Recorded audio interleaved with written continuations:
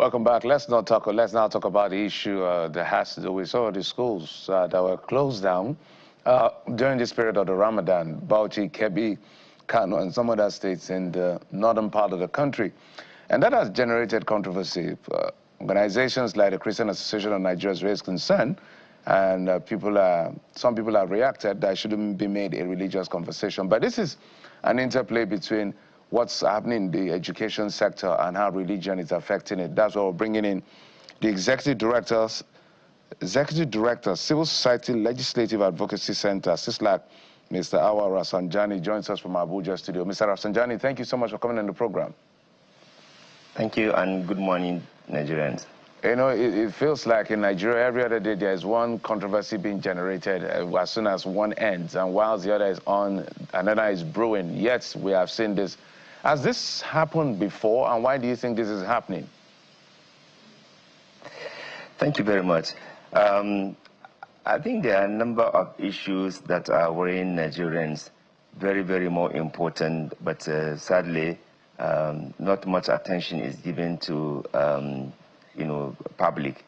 The whole country is in a big crisis, economically, politically, socially, and instead of trying to address those issues that are affecting the lives of every Nigerian, at least for trying to even survive, some people choose to embark on issues that, as far as I'm concerned, has less value compared to these other very important issues that has affected governance in this country. The controversy around public holidays in Nigeria has always been a very controversial one. A lot of Nigerians have argued and debated over the issues of public holidays, and some people have actually brought in religion into it. First, with regard to the constitutional provision, the federal government has the powers to declare public holidays. In addition to the holidays declared by federal government, under the Public Act, there's also provision for governors to also declare public holidays in their state. So from the constitutional point of view, you will see that both the federal government and the state government have constitutional provision to do that. But what I think has generated controversy is the seeming looking at it from the religious perspective. First, let me say that even though those states that have declared holidays, I do not think that they violated any constitutional provision in the country. However, looking at maybe perhaps the schooling, especially some of the schools that are currently running exams for the students, I do not think that it is wise to declare all-inclusive public holiday. I know that some schools, despite the declaration, they are still, operating without unnecessary, actually trouble, because the children are writing exam, and the government in those states, I think they understood that they need to allow the children to finish their school, their exams. So, for example, even in Kano, my daughter is still going to school, despite the public holiday that have been declared, because she's writing her exam, and the authority did not stop that from happening. But I think where the problem becomes, so intense is this whole religious color that has been brought. For example, the non-Muslim, or rather specifically the Khan, is threatening to take action on that. And some people felt provoked that, okay, we did not declare holiday in Enugu or in, anywhere where there's a majority, predominantly, that are not Muslim. They declare this in where they think that they have predominance. And now you are coming to threaten them, rather than engaging in even dialogue with the government of those affected states. I think that is what provokes some people. But the way out for me is what we have been talking about, which over in the last couple of years, people have kept quiet. We've been talking about sovereign national conference to discuss problems that has to do with our constitution.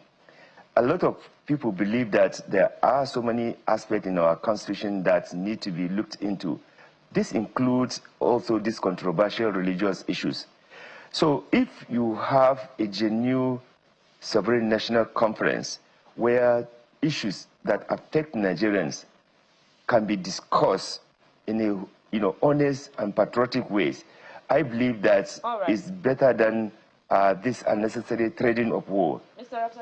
Because I don't think this threat is going to change the decision taken by these state governors.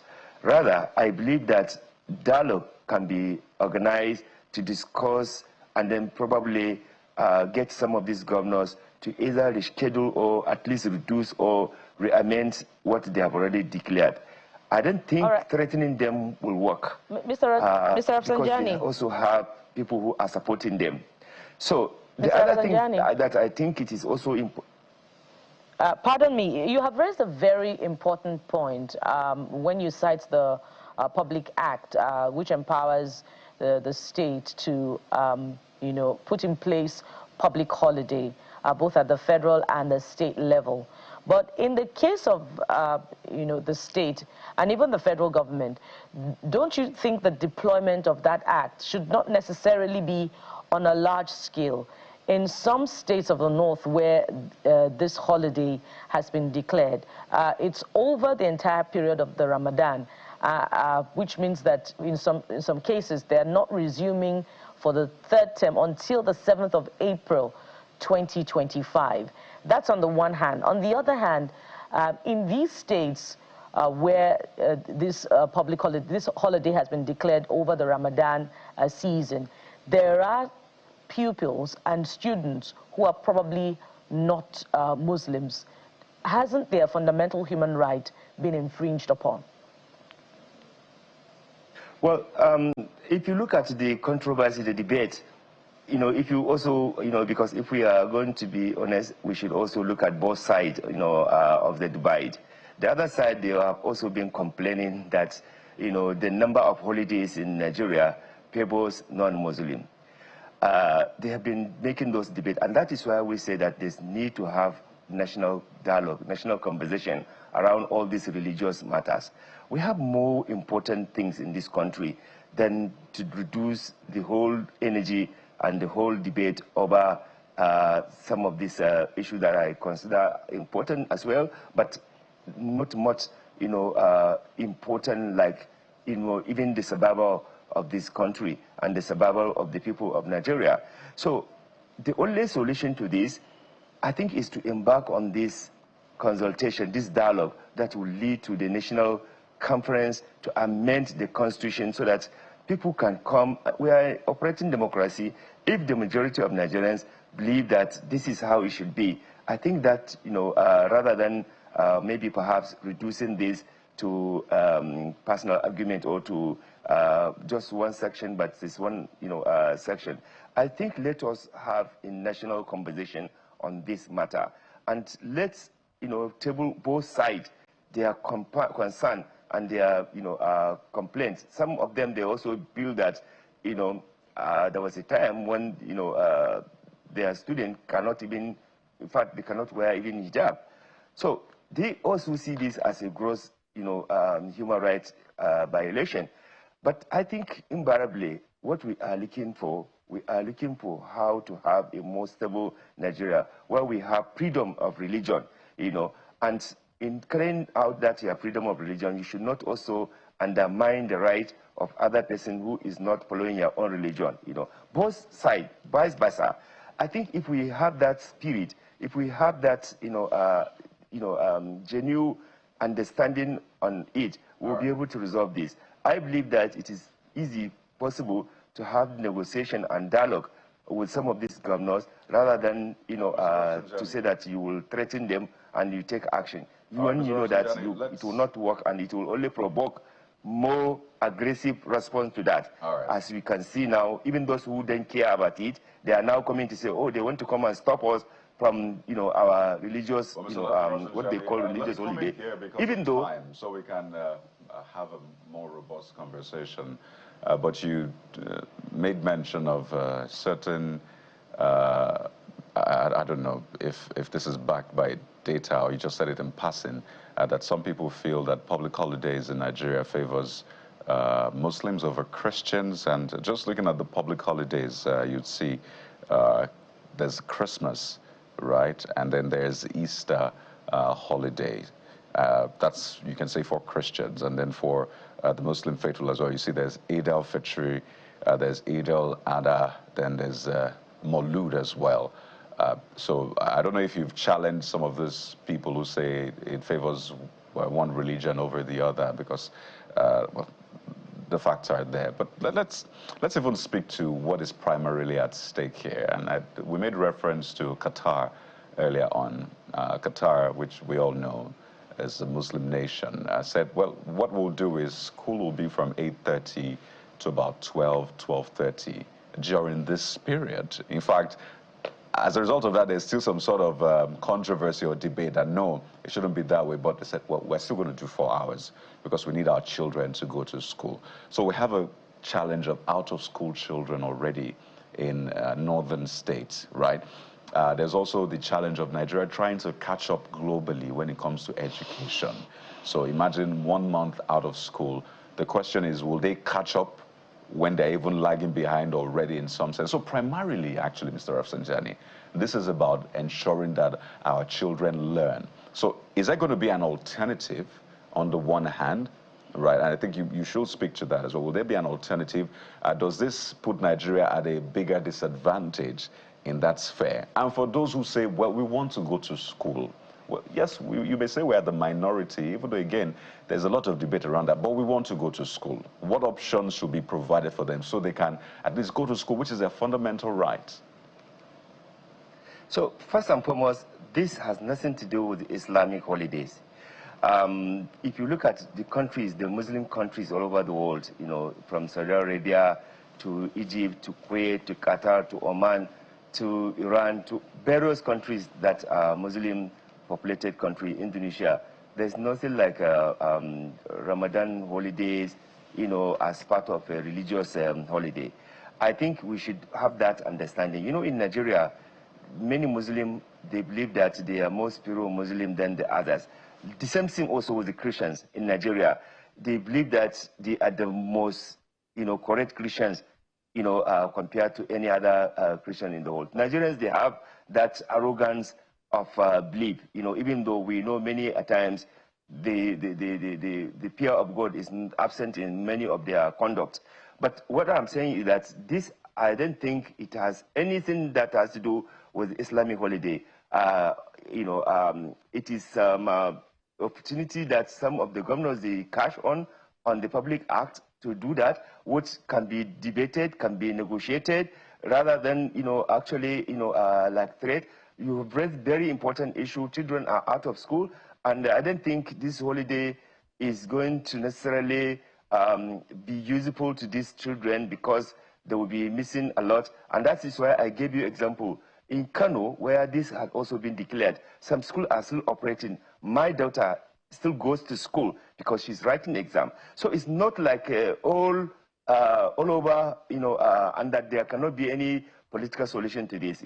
I believe that we can actually resolve this without dragging religion into this thing. People can actually bring this social dimension. Is it a public or private school? Pardon me, Mr. Rafsanjani, just to be clear, the school you refer to, is it public or private? This is this school that I'm talking about is actually a private school. Right. It's not a public school. So I'm talking about the public schools now. The public school students who want to still go to school, but they've been shut out. Would you suggest there be an alternative or an arrangement for them to still go to school during that 1 month period, or they should also be? I want to believe that if the children are writing exam, or there's need for them to remain in school, I think the school authorities should approach government to show that importance on why children should continue to be in school.